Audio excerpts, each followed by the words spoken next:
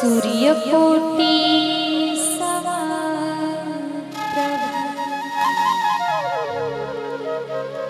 निर्विघ्नं कुरु मे देव सर्वकार्येषु सर्वदा अलंकापुरी पुण्यभूमि पवित्र तेथे नांदतो ज्ञानराजा सुपात्र तया ठविता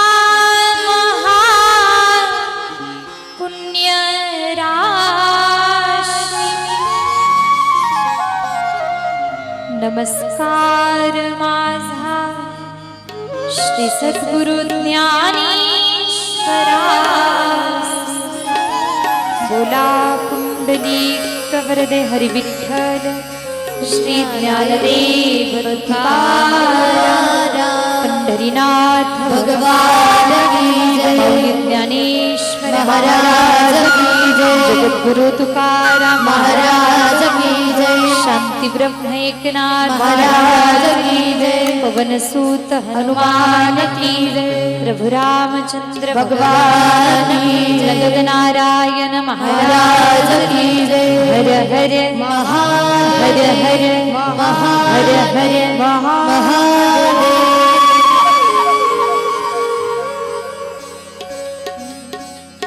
जब खिड़की खोलूं तो तेरा दर्शन हो जाए, जब खिड़की खोलूं तो तेरा दर्शन हो जाए। मेरे घर के आगे भोलेनाथ तेरा मंदिर बन जाए, मेरे घर के आगे भोलेनाथ तेरा मंदिर बन जाए, मेरे घर के आगे भोलेनाथ तेरा मंदिर बन जाए, मेरे घर के आगे भोलेनाथ तेरा मंदिर बन जाए। जब खिड़की खोलूं तो तेरा दर्शन हो जाए, जब खिड़की खोलूं तो भोले दर्शन हो जाए।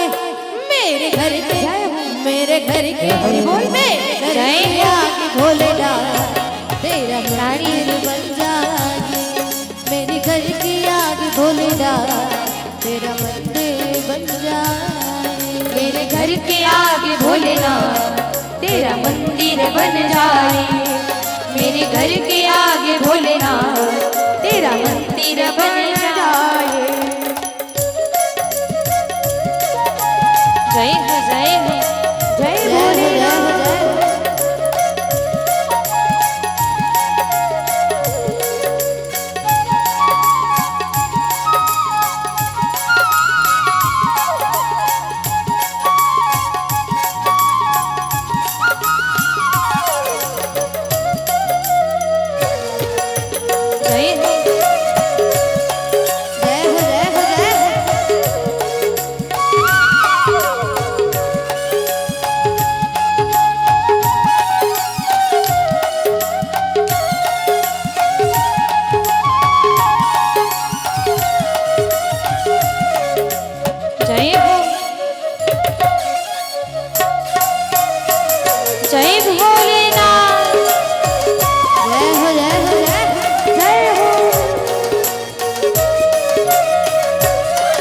जब आरती हो तेरी मुझे घंटी सुनाई दे, जब आरती हो तेरी मुझे घंटी सुनाई दे, जब आरती हो तेरी मुझे घंटी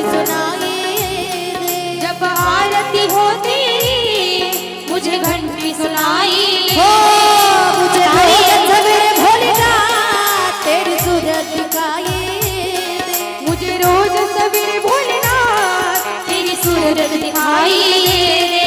जब भजन करे मिल गए, जब जब जय भजन हो। करे मिलकर, जब भजन करे मिलकर, 10 कानों में खुल जाए। जब खिड़की खोलूं तो तेरा दर्शन हो जाए। जब खिड़की खोलूं तो तेरा दर्शन हो जाए। मेरे घर के जय मेरे हो। घर के हरि बोले, मेरे घर के आगे भोलेनाथ, जय भोलेनाथ साई। मेरे घर के आगे भोलेनाथ तेरा मंदिर बन जाए। मेरे घर के आगे भोलेनाथ तेरा मंदिर बन जाए। मेरे घर के आगे भोलेनाथ तेरा मंदिर बन जाए। जय हो जय भोलेनाथ, जय हो जय हो जय हो।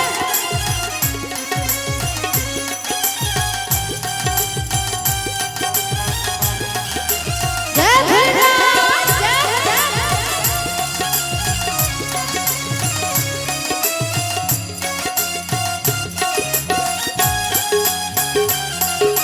जय हो जय हो।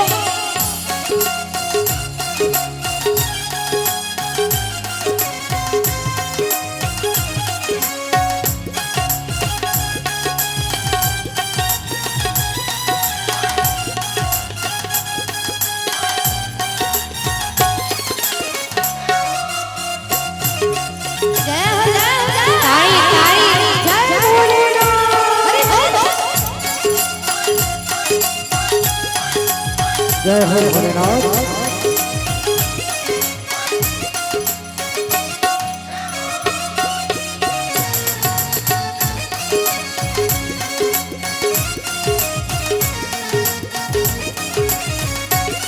आती जाती बाबा तुमको मैं प्रमाण करूं। आती जाती बाबा तुमको मैं प्रणाम करूं। आती जाती बाबा तुमको मैं प्रमाण करूं।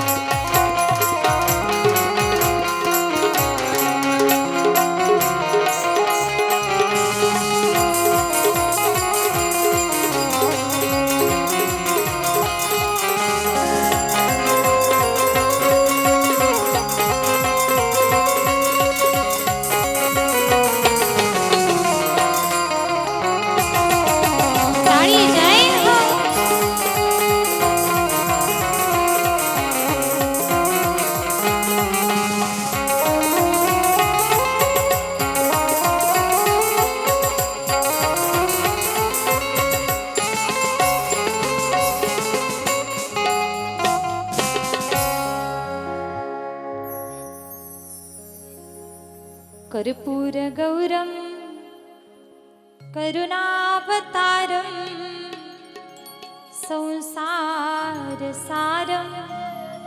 भुजगेन्द्रहारं सदा वसन्तं हृदयारविन्दे भवं भवानी सहितं नमामि।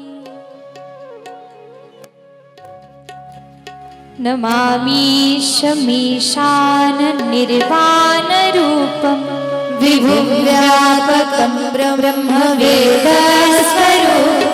निजं निर्गुणं निर्विकल्पं निरीहं चिदाकाशमाकाशवासं भजेऽहं। नमामि शमीशाननिर्वाणरूपं नमामि शमीशाननिर्वाणरूपं निराकारमोकारमूलतुरीयं विराज्ञानगोत्री तमीशं गिरीशं करालं महाकालकालकृपालं गुणागार संसारकालव्रतोऽहं। नमामि शमीशाननिर्वाणरूपं नमामि शमीशाननिर्वाणरूपं। जय भोलेनाथ।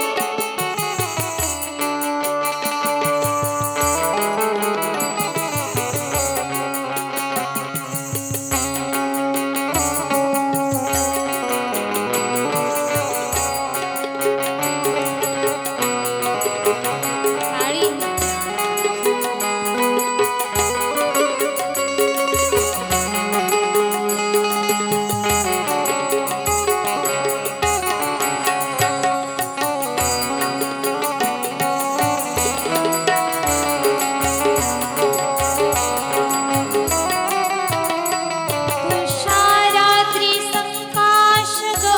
तुषाराद्रिसङ्काशगौरगभीरं मनोभूतकोटि प्रभाश्री शरीरं स्फुरन्मौलिकल्लोलिनी चारुगङ्गा रसद्भारबाले सुकण्ठे भुजङ्गा। नमामि शमीशाननिर्वाणरूपं नमामि शमीशाननिर्वाणरूपं। चलत्कुण्डलं भ्रूसुरेन्द्राभिशालं प्रसन्नाननं नीलकण्ठं दयालं मृगाधीशचर्माम्बरं कुण्डमालं प्रियं शङ्करं सर्वनाथं भजामि। नमामि शमीशाननिर्वाणरूपं नमामि शमीशाननिर्वाणरूपं।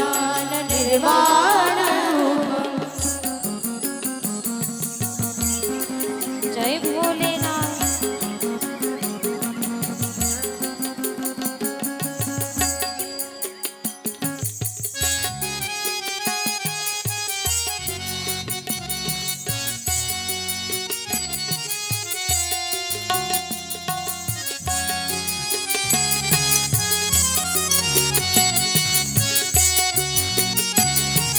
ताड़ी जय हो।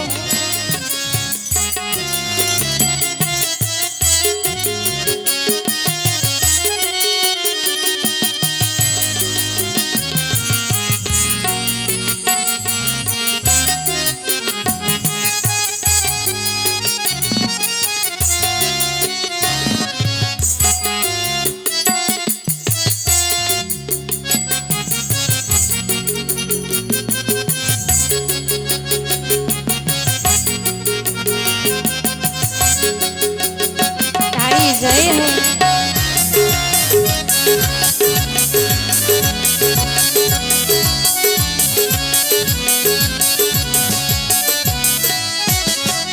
प्रचण्डं प्रकृष्टं प्रगल्भं परेशम् अखण्डम् अजं भानुकोटिप्रकाशं प्रयशूलनिर्मूलनं शूलपाणि वजेऽहं भवानि पतिभावगम्यं। नमामि शमीशाननिर्वाणरूपं नमामि शमीशाननिर्वाणरूपं। कलादि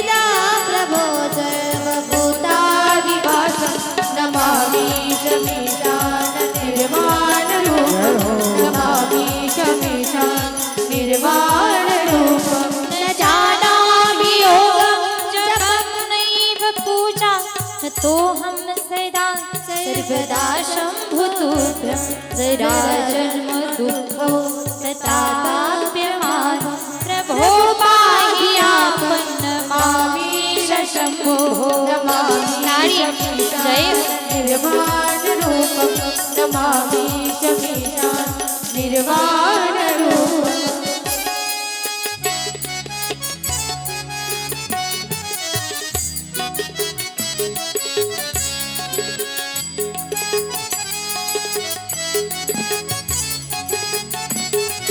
जय भोलेनाथ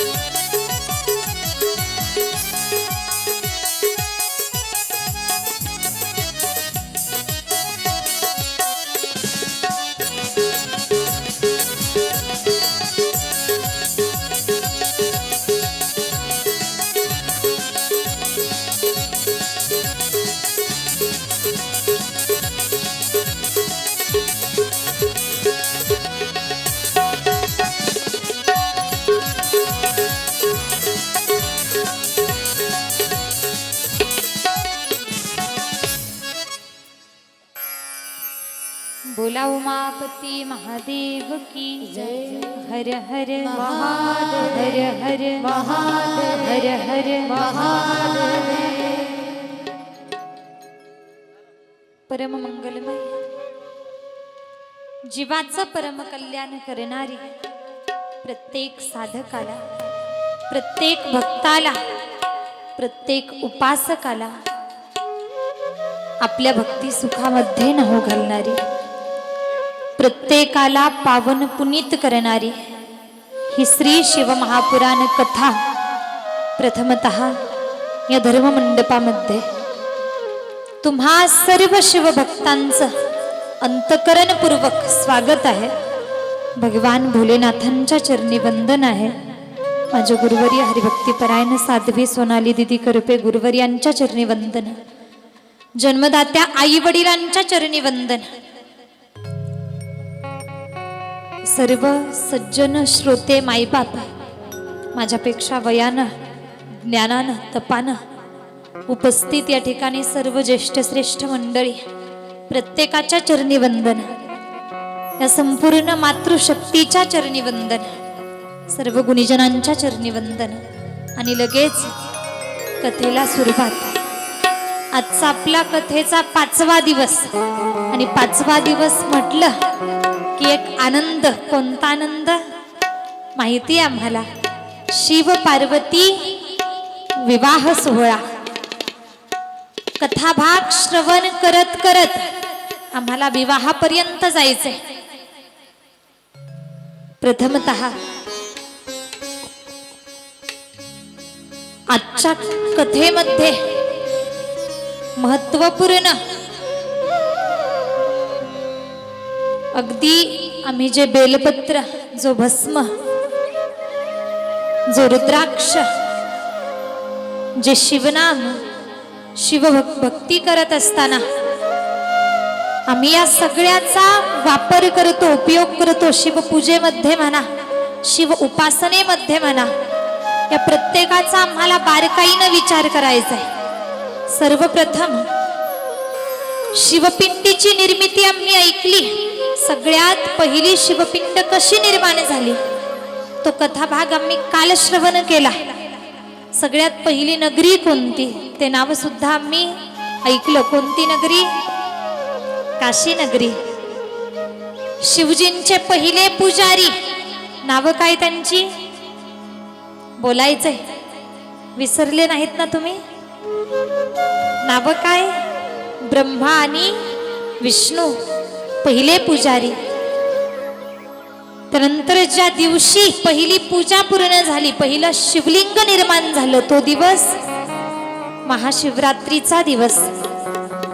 मग आम्ही भोले बाबांची पूजा करत असताना जे जे काही वापरतो, ज्या ज्या वस्तू शिवजींना अर्पण करतो, त्याचं महिमान आम्हाला ऐकायचंय. पण त्याही अगोदर जी शिवपिंड आहे किंवा शिव महापुराणामध्ये शिवलिंगाचे जे काही प्रकार आलेले आहेत, त्या प्रकारांचं वर्णन आम्हाला ऐकायचंय. शिवलिंगाचे प्रकार कोणकोणते? आम्ही बऱ्याचदा अनेको मंदिरामध्ये जातो, अनेको मंदिरामध्ये जाऊन अनेको शिवपिंडींचं पूजन आम्ही करतो, दर्शन आम्ही करतो. पण आम्ही बारकाईनं आमचं लक्ष नसतं किंवा आम्हाला माहिती नसतं की ही शिवपिंड कोणत्या प्रकारची आहे, प्रकार कोणता आहे हे माहिती नसतं. किंवा प्रकारही असतात का हे सुद्धा आम्हाला कदाचित माहिती असेल. पण आम्हाला शिव महापुराणामध्ये अगदी विद्येश्वर संहितेमध्ये जे काही शिवलिंगाचे प्रकार सांगितले, त्याचं वर्णन ऐकायचंय. कोणते प्रकार, किती प्रकार, गोड श्लोक येतोय. हा श्लोक मी पुढे म्हणणार, तुम्ही प्रत्येकानं पाठीमागे म्हणायचा. प्रत्येकानं हात जोडायचे. माता वर्ग, पुरुष वर्ग हात जोडा. शिवलिंगाच्या प्रकाराचा उच्चार आम्हाला आमच्या मुखानं करायचा आहे. मी पुढे म्हणते, तुम्ही पाठीमागे म्हणायचंय. स्वयंभूलिंगम प्रथमम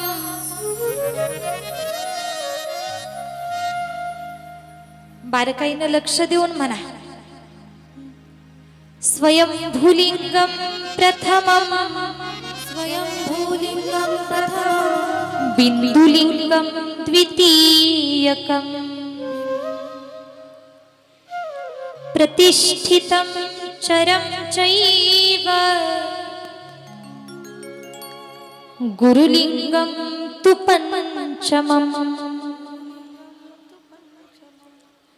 बोला उमापती महादेव की. हर हर हर हर.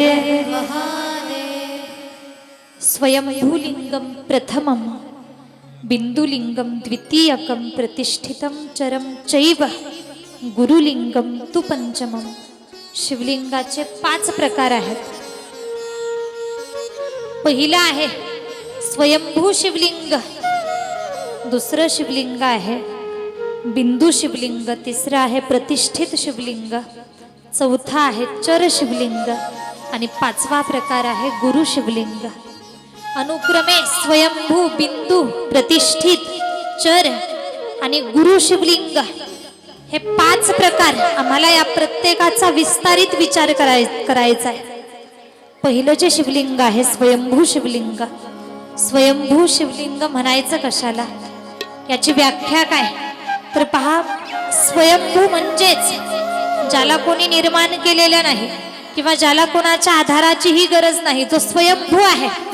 आम्ही जर पाहिलं तर शास्त्रामध्ये देवतांचे काही प्रकार सांगितलेले आहेत, देवांचे प्रकार. त्यामध्ये काही स्वयंभू देव आहेत, काही केलेले देव आहेत, काही झालेले देव आहेत, काही मानलेले देव आहेत. म्हणजे मला काय सांगायचं, थोडासा एक प्रकारे विस्तार तुमच्या समोर मांडायचा आहे. जे काही देव असतात, देवांचे प्रकार, काही स्वयंभू देव, हा प्रकार आपण शेवटी पाहू. पण अगोदर केलेले देव, काही आम्ही स्वतः काहींना देव बनवतो, काही यज्ञ यागादी कर्माच्या बळावरती स्वतः देव बनतात. आमच्याकडे पहा, मसोबा नावाची देवता असते. आहे का तुमच्या इथे मसोबा नावाची देवता? किंवा माता वर्ग, साती आसरा माहिती आहेत ना आम्हाला? हे आम्ही केलेले देव किंवा यांना आम्ही मानतो, मानलेले देव. अगदी मसोबा नावाची देवता जर शेतात रानात कुठेतरी पाहायला मिळते. पहा, आम्ही काय करतो, सण वार उत्सव आला की एक वाटी घेणार, त्यात शेंदूर कालवला जाणार. तो शेंदूर घेऊन आम्ही त्या देवतेच्या दिशेनं जाणार. पुरुष वर्ग जात असतात शेंदूर हाताला लावतात. हातानं त्या म्हसोबा नावाच्या देवतेला शेंदूर लावला जातो. हात भरलेला असतो. मग पुरुष वर्ग आम्ही काय करतो, दुसरा बाजूचा दगड घेतो आणि त्याला हात पुसला जातो.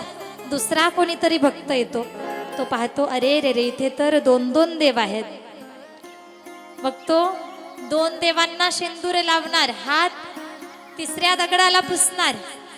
पुन्हा अजून कोणीतरी तिसरा भक्त येतो, तो पाहतो इथे तर 3-3 देव आहेत.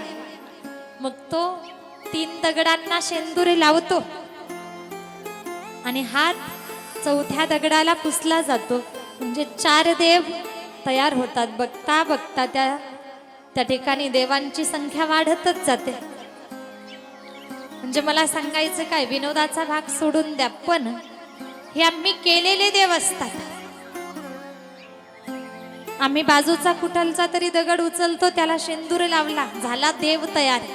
हे आम्ही केलेले देव. पण या ठिकाणी अजून एक मुद्दा मी तुमच्या समोर मांडून जाईल. आम्ही देव बनवतो, आम्ही देव करतो, हा सुद्धा श्रद्धेचा विषय आहे. एक गोड वाक्य माझ्या वाचनात गेलं होतं. आम्ही जगभरातल्या कितीही मंदिरात पहा, जगातल्या कोणत्याही मंदिरात आम्ही कितीही दिवे लावले तरी त्याचा उपयोग तोपर्यंत नाही जोपर्यंत आमच्या हृदय मंदिरात भक्तिरूपी दिवा पेटवला जात नाही. आमच्या हृदयात भक्तिरूपी भावरूपी दिवा पेटला की आम्हाला दगडात सुद्धा देव दिसतो. दगडातही बरेच जण असे असतात, जो नास्तिक व्यक्ती आहे मंदिरात गेला तरी मूर्तीला पाषाण समजेल, मूर्तीमध्ये त्याला दगड दिसेल. पण जो भावशील, ज्याच्या अंतकरणात भक्ती आहे, भक्तीनं भरलेलं अंतकरण ज्याचं आहे, देवा भावाचा भुकेला, देवा भावाचा भुकेला, देवा भावाचा भुकेला. वैकुंठ सोडोनिया आला, वैकुंठ सोडोनिया आला, सोडोनिया आला. देवा भावाचा भुकेला, देवा भावाचा भुकेला, देवा भावाचा भुकेला.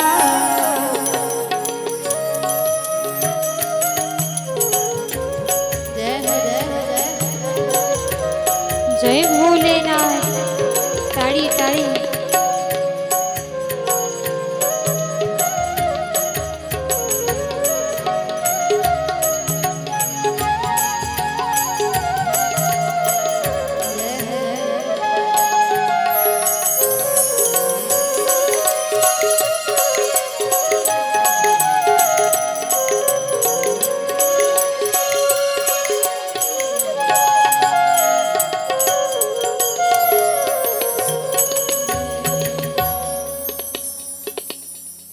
श्रद्धा, अंतकरणातला भाव भगवंताला प्रिय आहे.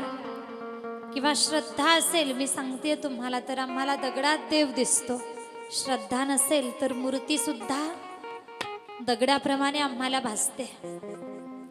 मी सांगते तुम्हाला, काही आम्ही स्वतः काहींना देव बनवतो, देव करतो. जे केलेले देव असतात, झालेले मानलेले देव असतात, हे आम्हाला अनेकदा पीडा देण्याचं काम करतात. तुम्ही पहा, अनेकदा पीडा देतात, त्यांच्या इच्छेसाठी पीडा देतात. पण तुम्ही असं ऐकलंय का, पंढरीचा पांडुरंग परमात्मा कुणाला लागला? ऐकलंय का? किंवा भगवान भोलेनाथ कुणावरती कोपले, लागला? भोले बाबा कुणाला तरी स्वतःच्या इच्छापूर्तीसाठी काहीतरी अगदी शिक्षा करतात, किंवा स्वप्नात येऊन काहीतरी सांगतात, हे पाहिजे, नाही तर पीडा देतात. असं कधी होत नाही. मला सांगायचं एवढंच की स्वयंभूदेव पंढरीचे पांडुरंग परमात्मा स्वयंभूदेव आहेत. भगवान भोले बाबा स्वयंभूदेव आहेत. हे स्वयंभूदेव कुणाला पीडा देत नाहीत, कुणाला त्रास देत नाहीत, कुणाकडनं काही अपेक्षा नाही. फक्त अंतकरणातला भाव यांना पाहिजे असतो. आणि याही पुढे जाऊन स्वयंभूदेव यांना कोणी निर्माण केलेलं नसतं. यांना कुणाच्या आधाराची गरज नाही. स्वयंभू आहेत. मग स्वयंभू शिवलिंग म्हणायचं कोणत्या शिवलिंगाला? तर पहा, जे शिवलिंग भूगर्भातून प्राप्त झाले, जे शिवलिंग जमिनीतून आम्हाला मिळाले. आम्ही अनेकदा ऐकतो कुठेतरी खोदकाम करत असताना, उत्खनन करत असताना टीव्ही वरती, मोबाईल वरती बातम्या आम्हाला ऐकायला मिळतात की अमुक अमुक देवतेची मूर्ती सापडते, कुठे शिवलिंग सापडतं. म्हणजे ज्याला कोणी निर्माण केलं नाही, जे भूगर्भातून मिळाले असं जे शिवलिंग आहे त्याला म्हणायचं स्वयंभू शिवलिंग. आणि अशा स्वयंभू शिवलिंगाचं जर आम्ही पूजन केलं, जे स्वयं प्रकट झालेलं आहे, स्वयं प्रगटलेलं आहे, ते स्वयंभू शिवलिंग.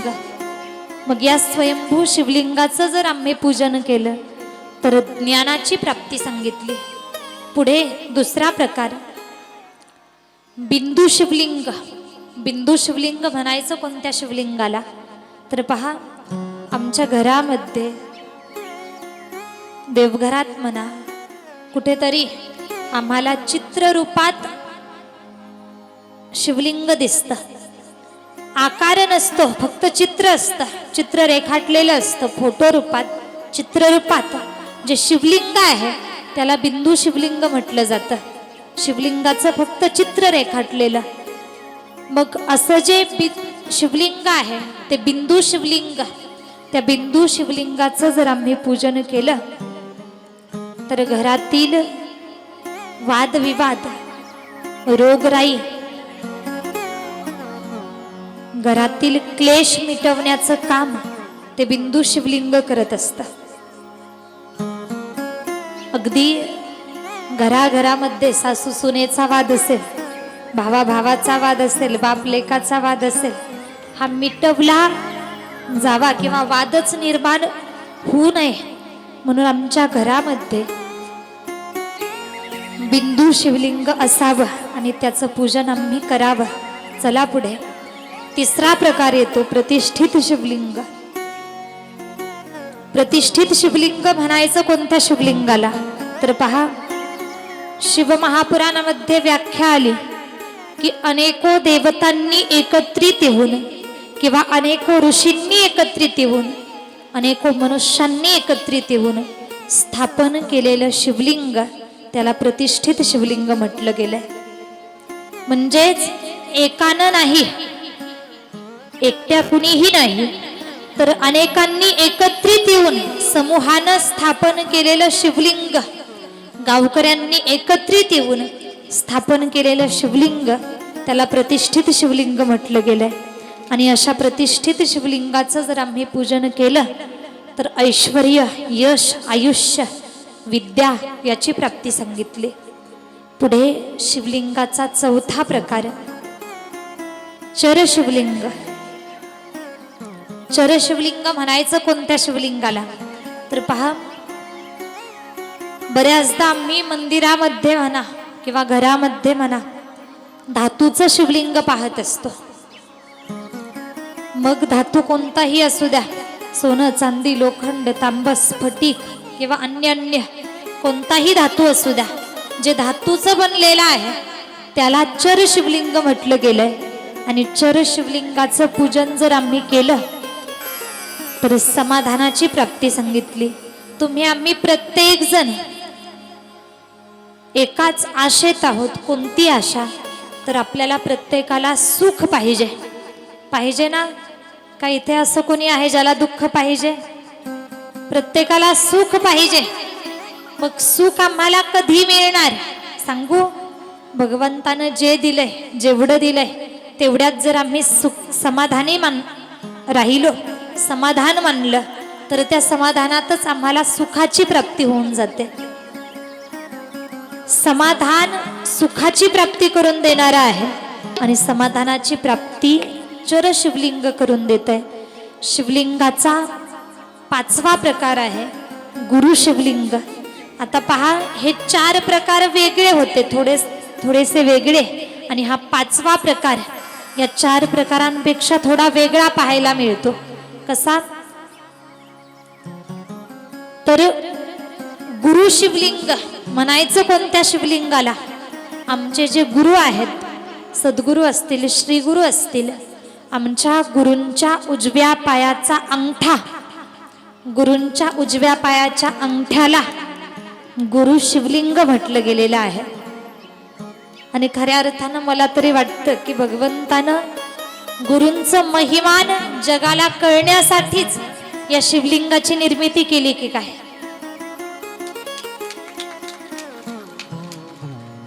गुरूंशिवाय तुमचं आमचं जीवन अपूर्ण आहे. गुरूंशिवाय जीवनाला पूर्णत्व मिळू शकत नाही. या जीवाला शिवापर्यंत जायचंय. तो भगवंत अंशांशी आहे, तुम्ही आम्ही अंश आहोत.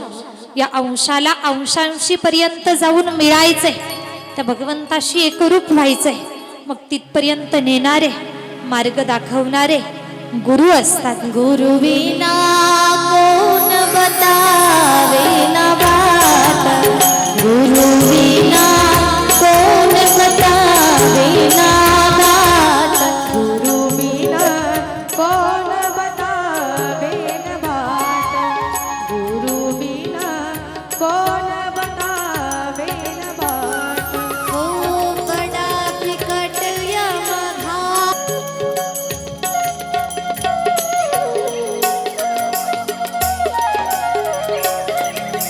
जय जय गुरुदेव. साडी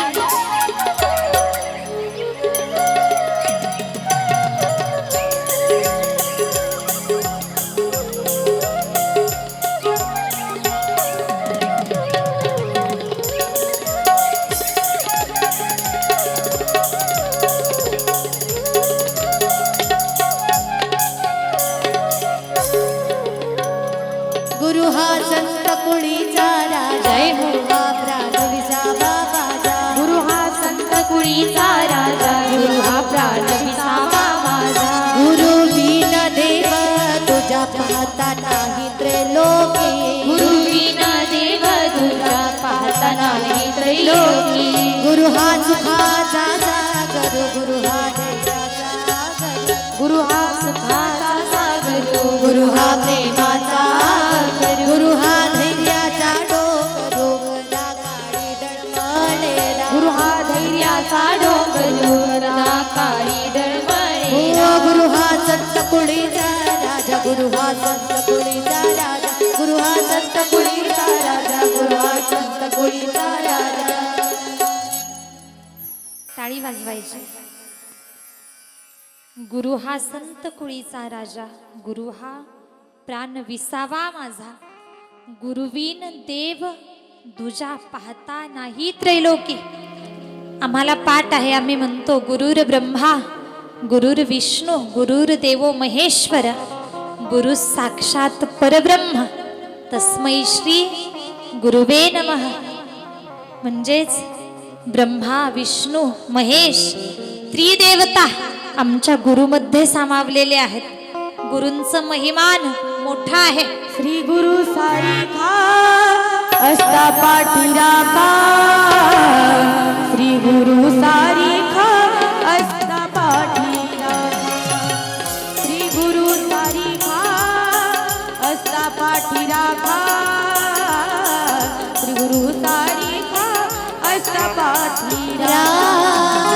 गुरु सारिखा असता पाठीराखा, श्री गुरु सारिखा असता पाठीराखा. श्री गुरु सारिखा हो असता पाठीराखा, श्री गुरु सारिखा असता पाठीराखा. हो इतरांचा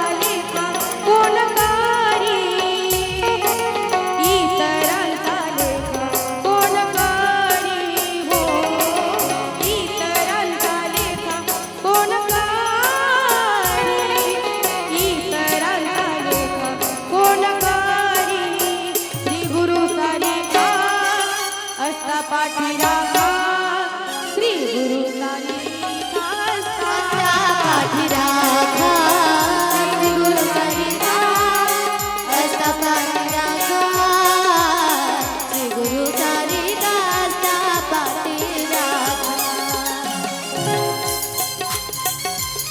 जय हो टाळी. जय हो जय हो जय हो जय भोलेनाथ. हरी बोल.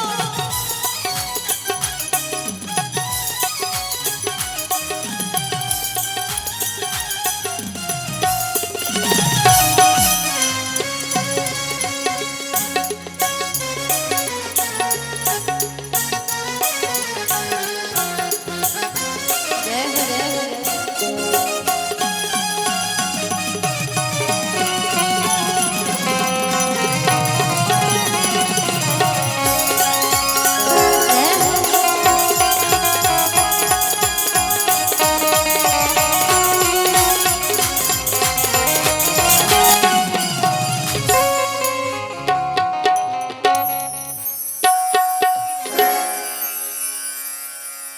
श्री गुरु सारिखा आस्था पाठी राखा इतरांचा लेखा कोण करी.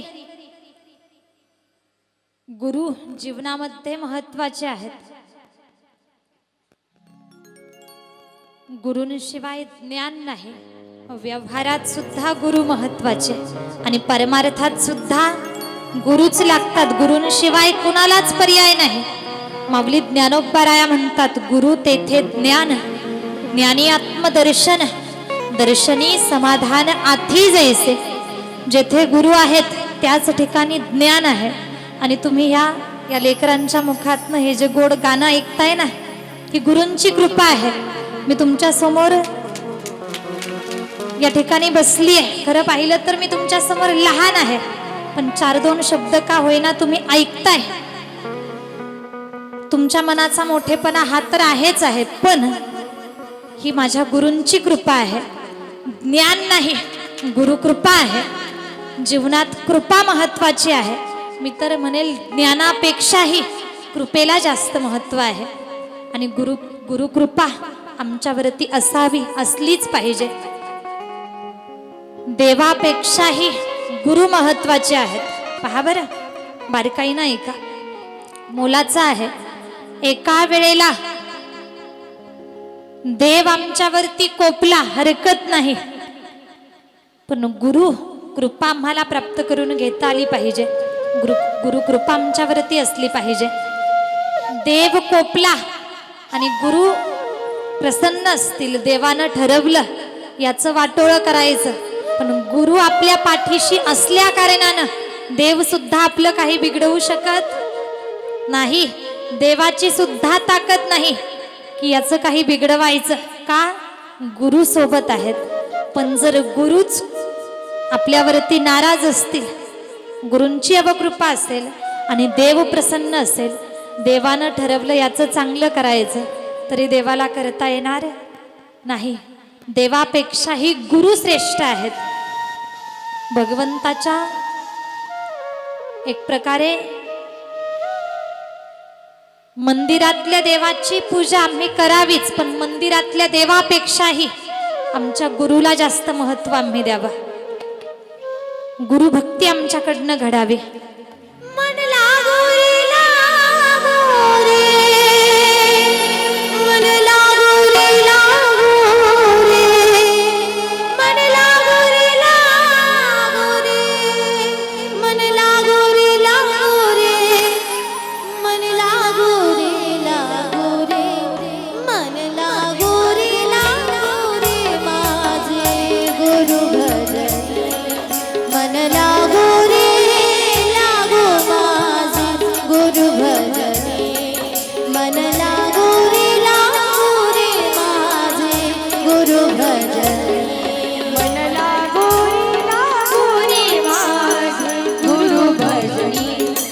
मन लागो रे माझे गुरु भजनी. मन लागो रे माझे गुरु भजनी. गुरु दत्ताच्या चरणी दत्तनामाच्या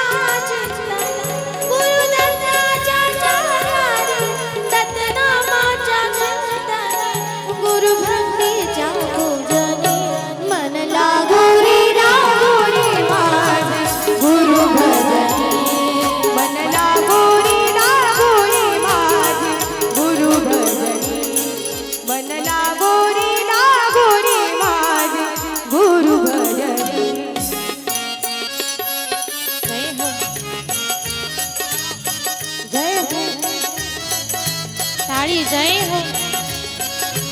जय हो जय हो जय गुरुदेव जय जय गुरुदेव जय हो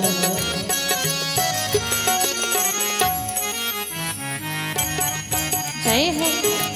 एक टाळी.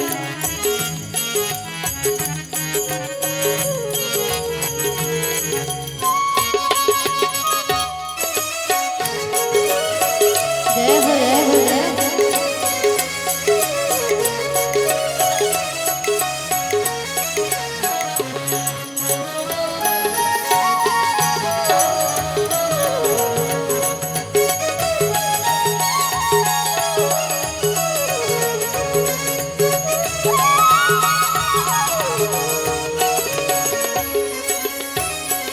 गुरु माझे दाता दिगंबरा गुरु माझे दाता दिगंबरा ब्रह्मा विष्णू तुझी महेश्वरा तुझी महेश्वरा ब्रह्मा विष्णू तुझी महेश्वरा तुझी महेश्वरा मन लागो रे मन लागो रे मन लागो रे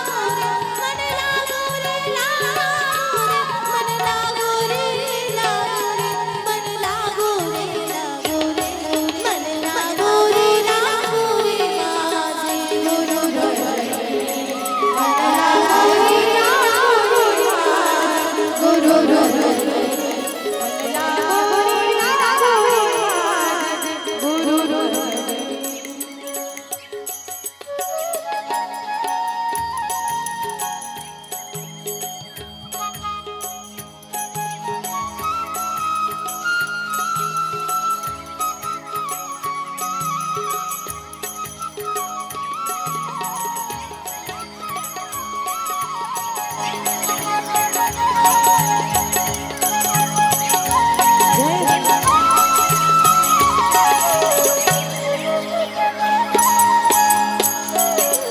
जय हो.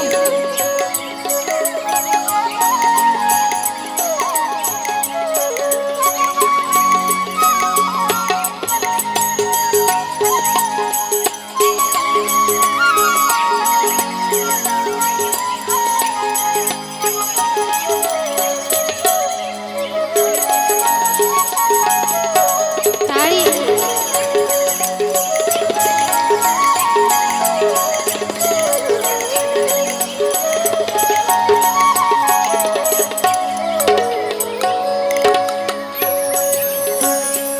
नाम घ्यावे नाम घ्यावे आवडीने भावी भावना गुरु भावे भावी भावना गुरु भावे मन लागो रे मन लागो रे मन लागो रे मन लागो रे मन लागो रे मन लागो रे ताळी जय. गुरु भजनी मन लागो रे माझ गुरु भजनी मन लागो रे माझ गुरु भजनी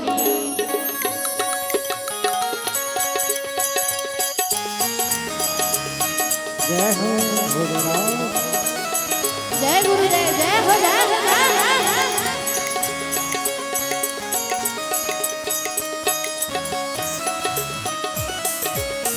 जय जय हो गुरुदेव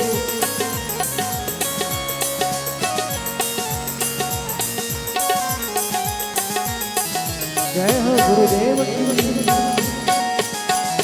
जय हो.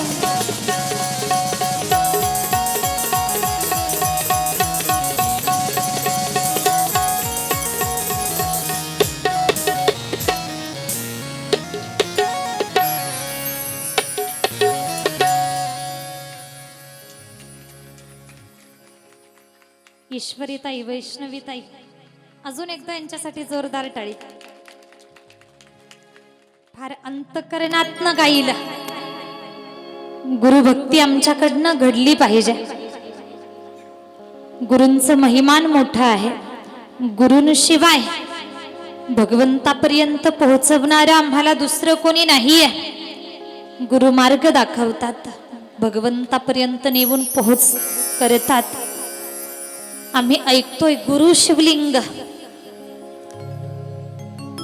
गुरु शिवलिंग. पहा, आमचे जे गुरु आहेत, गुरूंच्या उजव्या पायाचा अंगठा म्हणजेच गुरु शिवलिंग आहे. गुरूंच्या उजव्या पायाच्या अंगठ्यामध्ये साक्षात भोले बाबा विराजमान आहेत. म्हणून आम्ही आमच्या गुरूंचं दर्शन घेत असताना, वडीलधाऱ्यांचं दर्शन घेत असताना, साधू संतांचं दर्शन घेत असताना आम्ही काय करतो, मस्तक चरणावरती तर टेकवतोच, पण त्यातली त्यात आमचं मस्तक त्यांच्या उजव्या पायाच्या अंगठ्यावरती टेकवलं जावं. शिवजींचं दर्शन आम्हाला मिळाल्याशिवाय राहणार नाही.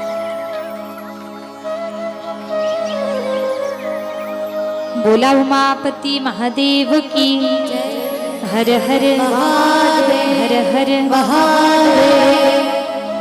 यानंतर शिवलिंगाचे प्रकार आम्ही ऐकले. आता यापुढे भोलेनाथांना आवडणाऱ्या वस्तूंचं महिमान आम्हाला ऐकायचंय. शिव महापुराणामध्ये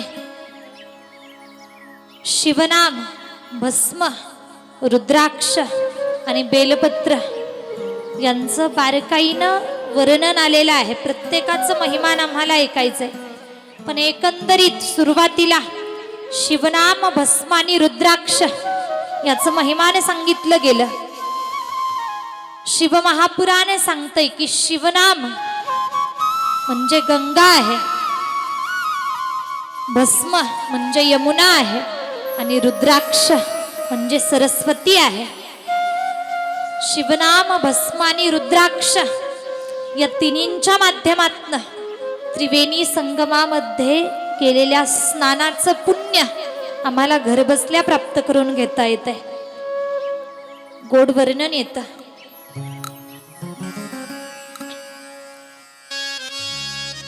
शैवं नाम यथा गंगा विभूतिर यमुना मता रुद्राक्षम विधिजा प्रोक्ता सर्व पाप विनाशिनी.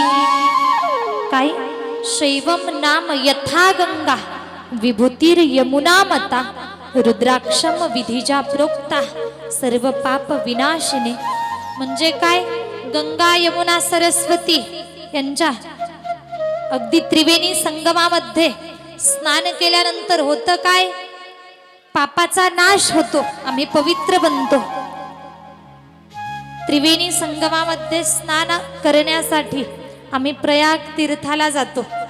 पण आम्हाला घर बसल्या ते पुण्य प्राप्त करून घेता येतंय. मुखानं शिवनामाचा जप करायचा, ललाटावरती शरीरावरती भस्म धारण करायचा, रुद्राक्ष धारण करायचा किंवा रुद्राक्षाचं पूजन करायचं. त्रिवेणी संगमाचं पुण्य आम्हाला प्राप्त होतंय. एकंदरीत हे महिमान झालं. आता प्रत्येकाचं विस्तारपूर्वक महिमान ऐकायचंय. सुरुवातीला शिवनाम, भगवंताचं नाम किती महत्वाचं आहे. पहा, देव कोणताही असू द्या, कोणत्याही आमच्या श्रद्धेनुसार आम्ही कोणत्याही देवाच्या नामाचा जप करू शकतो. पण कोणत्या का होईना देवाच्या नामाचा उच्चार आम्ही मुखानं केला पाहिजे. कारण भगवंताचं नाम श्रेष्ठ आहे. साराचं ही सार भगवंताचं नाम आहे. जन्म मरणाच्या फेऱ्यातून सोडवणारं भगवंताचं नाम आहे. आणि आमचं पाप संपवणारं, पाप जळून खाक करणारं भगवंताचं नाम आहे. घेताना घेताना घेताना विठुराचे पर्वत जळ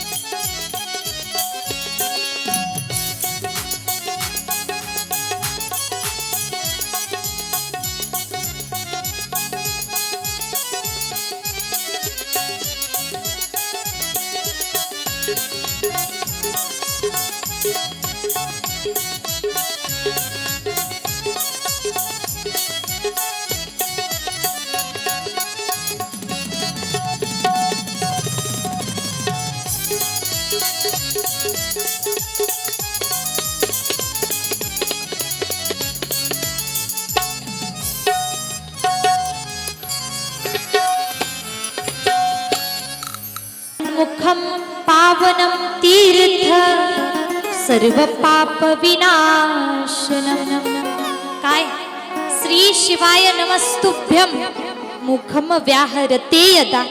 ज्याच्या मुखात श्री शिवाय नमस्तुभ्यम मंत्र आहे, ज्याच्या मुखात शिवनाम आहे, त्याचं मुख तन्मुखम पावनम तीर्थ सर्व पाप विनाशनम.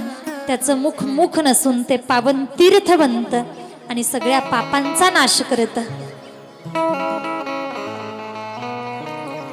अगदी मी नुसतं तुमच्या समोर मांडलं तर तुमचा विश्वास बसणार नाही, म्हणून पुराव्यासहित तुम्हाला सांगतेय, श्लोकासहित तुमच्या समोर मांडतीये. बारकाईनं ऐकायचं प्रत्येकानं. शिवनामाचं महिमान आम्ही ऐकलं, पुढे भस्माचं महिमान येतंय, भस्माचं महत्व येतंय. भस्म शिवजींना अतिशय प्रिय आहे, आम्हाला माहिती आहे. भस्म अगदी कोणी धारण करावा, तो कसा धारण करावा, त्याचं पुण्य काय, हे आम्हाला बारकाईनं ऐकायचंय. सर्वप्रथम पहा, आम्ही अनेकदा बऱ्याच ठिकाणी गेल्यानंतर बऱ्याचदा पाहायला मिळतं, समाजात अशी काही माणसं आहेत जे स्वतःचेच काहीतरी नियम लागू करतात, ज्याला कोणतंच तथ्य नसतं, ज्याला कोणता पुरावा नसतो, पण स्वतःच्याच मनचे नियम बनवतात आणि ते समाजात उतरवले जातात. आणि असाही एक नियम म्हणा, कोणी कोणी असंही म्हणतं की भोलेनाथांची भक्ती फक्त पुरुषांनीच करावी, स्त्रियांनी नाही. कोणी कोणी असंही सांगतं की भस्म धारण करावा तो फक्त पुरुषांनी, स्त्रियांनी नको. आणि याही पुढे जाऊन कुणाचं म्हणणं असंही येतं, शिव महापुराण कथा ही फक्त पुरुषांनी करावी, स्त्रियांनी नको. याला पुरावा एक प्रकारे शिवभक्ती कोणी करावी, शिव उपासना करण्याचा अधिकार कुणाला, शिव महापुराणामध्ये एक लिस्ट सांगितली आहे, यादीच सापडली. अभ्यास केल्यानंतर यादीच मला मिळाली. ऐकणार तुम्ही यादी? शिवभक्ती करण्याचा अधिकार कुणाकुणाला पहा. ब्राह्मण, क्षत्रिय, वैश्य, शूद्र, वर्णसंकर, स्त्री, विधवा, बालक, पाखंडी, ब्रह्मचारी, गृहस्थी, वानप्रस्थी, संन्यासी, संन्यासिनी, व्रती. आता याच्यात तुम्ही आम्ही सगळेच आलोत. शिवभक्ती करण्याचा अधिकार कुणाकुणाला आहे ही यादी सांगितली. शिवभक्ती करण्याचा अधिकार प्रत्येकाला आहे. पहा, भगवान परमात्मा तुमची आमची प्रत्येकाची माय आहे आणि आम्ही त्या भगवंताची लेकरं आहोत. एक आई आपल्या लेकरांमध्ये कधी भेदभाव करत नाही. जन्म देणारी आई, तिला कितीही लेकरं असू द्या, एखादं लेकरू सद्गुणी असेल, एखाद्यामध्ये दोष असतील, त्या आईला दोनही लेकरं समान असतात की नाही? मग ती भगवंत रूपी आई, विश्वाची आई आहे, ती आपल्या लेकरांमध्ये भेदभाव का करणार? ही जात पात, हे धर्म, हे तुम्ही आम्ही बनवलं म्हणावं लागेल. याच्याशी भगवंताला घेणं देणं नाही. सांगून गेले मी, भगवंताला पाहिजे तो फक्त अंतकरणातला भाव. मग तुम्ही आम्ही किती धनवान आहोत, कोण श्रीमंत आहे, कोण गरीब आहे, शिव नावाचा जप करत करत आम्ही भस्म धारण केला तर मोक्षाची प्राप्ती सांगितली. पुढे भस्म धारण करावा इथपर्यंत आम्हाला माहिती आहे, पण भस्म धारण कसा करावा हा सुद्धा महत्वाचा मुद्दा आहे. शिव महापुराणामध्ये भस्म धारण करण्याच्या अनेक पद्धती सांगितल्या, अनेक पद्धती आहेत. आणि पहा, शिव महापुराण म्हटलं की थोडा कठीण भाग आला का, तर आमच्या ऐकण्यातलं वर्णन जास्त नाही, नावं कठीण आहेत, अपरिचित आहेत. थोडंसं आम्हाला ऐकायला जड जातं, कळायला कठीण जातं. पण पहा, शिव महापुराणामध्ये भस्म धारण करण्याच्या ज्या पद्धती सांगितल्या, पद्धती अनेक आहेत, पण त्यामध्ये एक साधी सोपी पद्धत जी आम्हा अनेकांना माहिती आहे आणि जी शिव महापुराणामध्ये आली आहे, सांगितली आहे, भस्म कसा धारण करावा समोर लक्ष द्यायचंय. पहा, आणि मी तुमच्या समोर जे बोलतीये यातला एक शब्द सुद्धा मी माझ्या मनचा तुम्हाला सांगणार नाही. जे मी माझ्या गुरुवर्यांच्या मुखात न ऐकलंय, जे मी स्वतः ग्रंथामध्ये अध्ययन केलंय तेच तुमच्या समोर मांडतीये. माझ्या मनचा अजिबात तुम्हाला काही सांगणार नाही. भस्म धारण कसा करावा पहा. आमचे जे 5 बोट आहेत, हाताचे 5 बोट, यातला अंगठा आणि करंगळी याच्यामधली जी 3 बोट आहेत, या 3 बोटांवरती भस्म लावायचा आणि त्या 3 बोटांनी भस्माच्या 3 रेषा आम्ही आमच्या ललाटावरती, कपाळावरती ओढायच्या किंवा शरीरावरती ओढल्या हरकत नाही. आमच्या 3 बोटांनी भस्माच्या ओढलेल्या 3 रेषा त्याला त्रिपुंड म्हटल्या जाते. भस्म धारण करत असताना त्रिपुंडाच्या माध्यमातून भस्म धारण केला जावा. त्रिपुंड रूपात भस्म धारण करायचा. या त्रिपुंडाचं सुद्धा महिमान सांगितलं गेलं. त्रिपुंडाच्या रूपातच भस्म धारण का करावा तर पहा, त्रिपुंडात रेषा किती, बोलायचंय ताट फ्रेश बसा, किती रेषा, 3 रेषा. मग या प्रत्येक 3 रेषेमध्ये प्रत्येकी 9 देवतांचं वास्तव्य सांगितलं. 9 देवता आहेत. कोणकोणत्या ऐकणार का तुम्ही? लक्ष देऊन ऐकलं तरच लक्षात येईल, नाहीतर कधी डोक्याच्या वरून पळून जाईल, सांगता येणार नाही. म्हणून बारकाई नाही का. पहिली जी रेषा आहे त्रिपुंडातली पहिली रेषा, त्यातल्या 9 देवता कोणत्या? पहिली देवता आहे पहा ओंकार किंवा प्रणव मंत्र. ज्या अक्षरांपासून निर्माण होतोय प्रणवाचं पहिलं अक्षर अकार, उकार, मकार, यातली अक्षर बारकाई नाही का. पहिल्या रेषेतील पहिली देवता आहे प्रणवाचं पहिलं अक्षर अकार. दुसरी देवता आहे गार्हपत्य अग्नी. तिसरी आहे पृथ्वी. चौथी आहे धर्म. 5वी आहे रजोगुण. 6वी आहे ऋग्वेद. 7वी आहे क्रियाशक्ती. 8वी आहे प्रातःसवन. 9वी देवता आहे महादेव. या पहिल्या रेषेतल्या 9 देवता. दुसऱ्या रेषेतल्या 9 देवता बारकाई नाही का. प्रणवाचं दुसरं अक्षर उकार ही पहिली देवता. दुसरी देवता आहे दक्षिणाग्नी. तिसरी आहे आकाश. चौथी आहे सत्वगुण. 5वी आहे यजुर्वेद. 6वी देवता आहे माध्यान्नी सवन. 7वी देवता आहे इच्छाशक्ती. 8वी आहे अंतरात्मा. 9वी आहे महेश्वर. तिसऱ्या रेषेतल्या 9 देवता कोणत्या पहा. प्रणवाचं तिसरं अक्षर मकार ही पहिली देवता. दुसरी देवता आहे आहवनीय अग्नी. तिसरी आहे परमात्मा. चौथी आहे तमोगुण. 5वी आहे द्युलोक. 6वी आहे ज्ञानशक्ती. 7वी आहे सामवेद. 8वी आहे तृतीय सवन आणि 9वी देवता आहे शिव. या प्रत्येकी एका रेषेतील 9 देवता.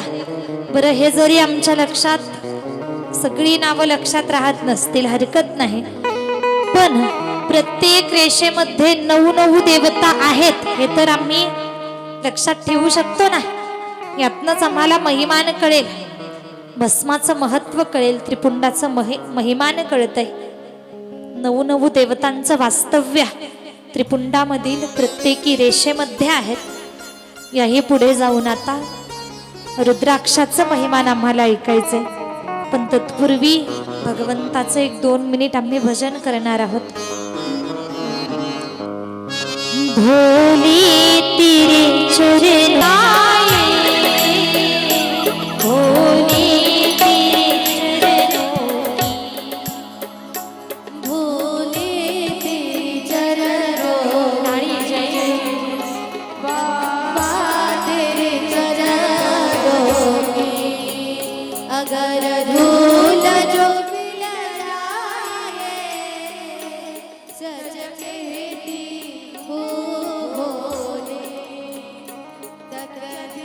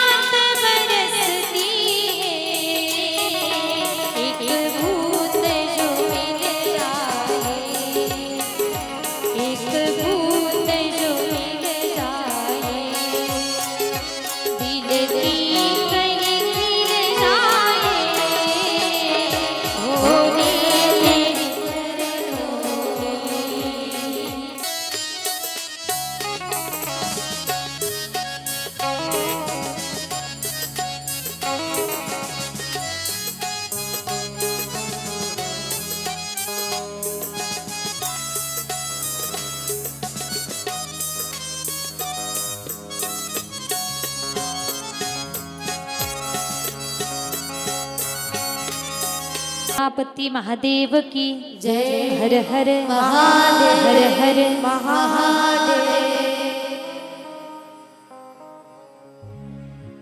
गौमाता, गौमातेमध्ये अगदी 33 कोटी देवतांचं वास्तव्य आहे आणि ही गौमाता आमच्यासाठी पूजनीय आहे.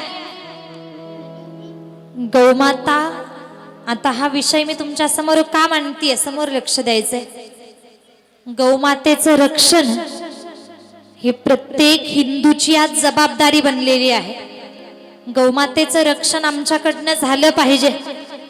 आपण शेतकरी आहोत, मातावर्ग, शेतकऱ्यांचं प्रमाण आपल्याकडे जास्त आहे. आपण शेतकरी आहोत. प्रत्येक हिंदू व्यक्तीच्या दारात, गुराच्या गोठ्यात एकतरी गाय, एकतरी गावरान गाय, एकतरी गौमाता असावी. आणि आता काळाच्या ओघात सगळं काही बदलत चाललं. माणसं सुशिक्षित झाले, सिटीमध्ये राहायला जाऊ लागले. मग अशा ठिकाणी गौमातेला सांभाळणं शक्य नसतं. मग आम्ही करावं काय? ज्या ठिकाणी गोशाळा आहे, ज्या ठिकाणी गौमातेचं रक्षण केल्या जाते, ज्या ठिकाणी गौसेवा केल्या जाते, आम्ही त्या ठिकाणी दानधर्म केला पाहिजे. कोणत्या ना कोणत्या माध्यमातनं गौसेवा आमच्याकडनं घडली पाहिजे. मला सांगायचंय तुम्हाला, कळत नकळत जर आमच्याकडनं गोहत्या घडलेली असेल, गोहत्येच्या पातकातनं आम्हाला मुक्त व्हायचंय, तर दोनमुखी रुद्राक्ष, दोनमुखी रुद्राक्ष महत्वाचा आहे. दोनमुखी रुद्राक्षाचं पूजन महत्वाचं आहे. तीनमुखी रुद्राक्ष, समोर लक्ष द्यायचंय. बोला उमापती महादेव की जय. हर हर महादेव. तीनमुखी रुद्राक्ष, तीनमुखी रुद्राक्षाला साधन स्वरूप म्हटलं गेलेलं आहे. याचं जर आम्ही पूजन केलं, याला जर आम्ही धारण केलं, तर आम्हाला ज्ञानाची प्राप्ती करून देणार आहे.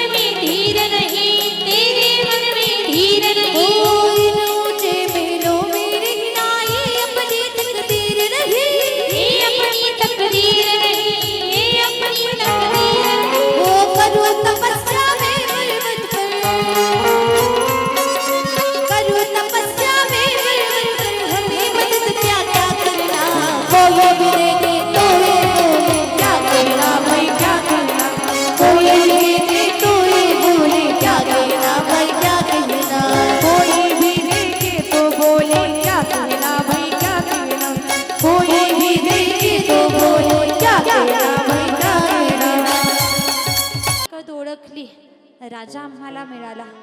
अजून एका स्त्रीनं स्वतःची ताकद ओळखली, स्वतःची शक्ती ओळखली. इंग्रजांविरुद्ध एकटी लढलीये, पराक्रम गाजवलाय.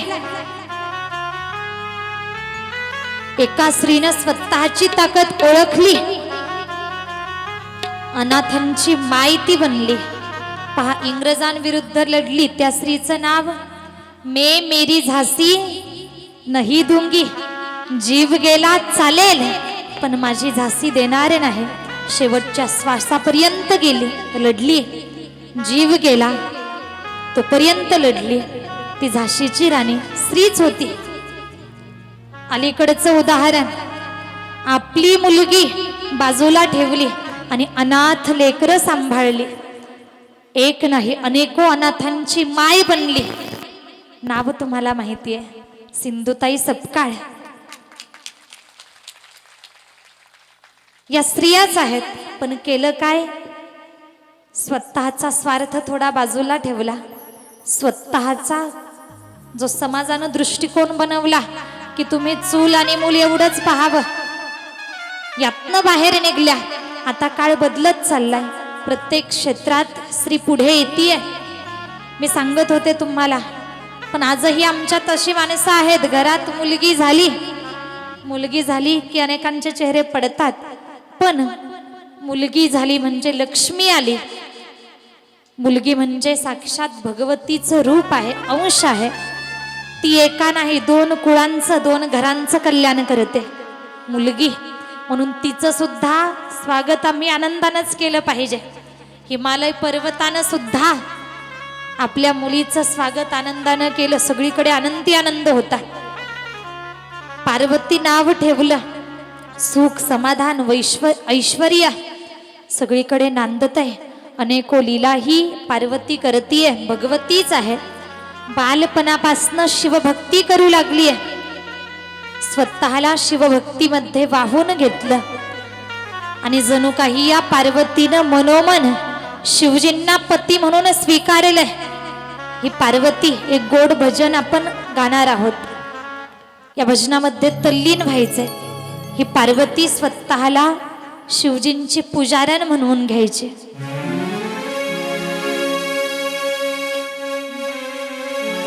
मैं तो शिव की पुजारन बनूंगी, मैं तो शिव की पुजारन बनूंगी. अपने भोले की जोगन बनूंगी, अपने भोले की जोगन बनूंगी, अपने भोले की जोगन बनूंगी. पुजारन बनूंगी, मैं तो शिव की पुजारन बनूंगी. अपने भोले की जोगन बनूंगी, अपने भोले की जोगन बनूंगी, अपने भोले की जोगन बनूंगी. मैं तो पहनूंगी टाळी जय हो. मैं तो पहनूंगी जोगन का चोला. मोहि पारस महादेव भोला. मोहि पारस महादेव भोला.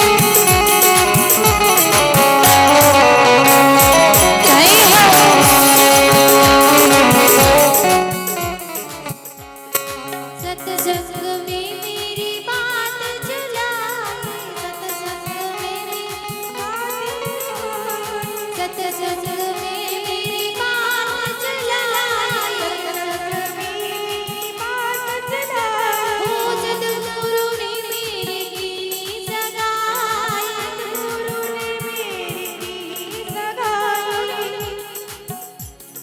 सत्संग में मेरी बात चलाई, बात चलाई. सदगुरु ने मेरी की सगाई. सद्गुरु ने मेरी की सगाई. उनको बुला के हाथ लेवा करा दो, उनको बुला के हाथ लेवा करा दो. मुझे भोले बाबा की दुल्हन बना दो, हाथ मुझे वर भोले के बाबा की दुल्हन बना दो, मुझे भोले बाबा की दुल्हन बना दो. जय हो.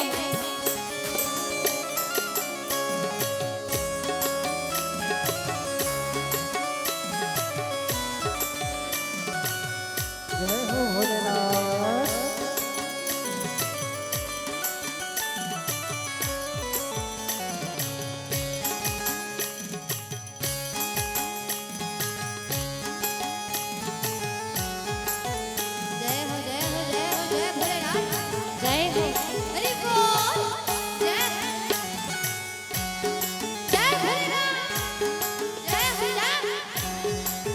जय हो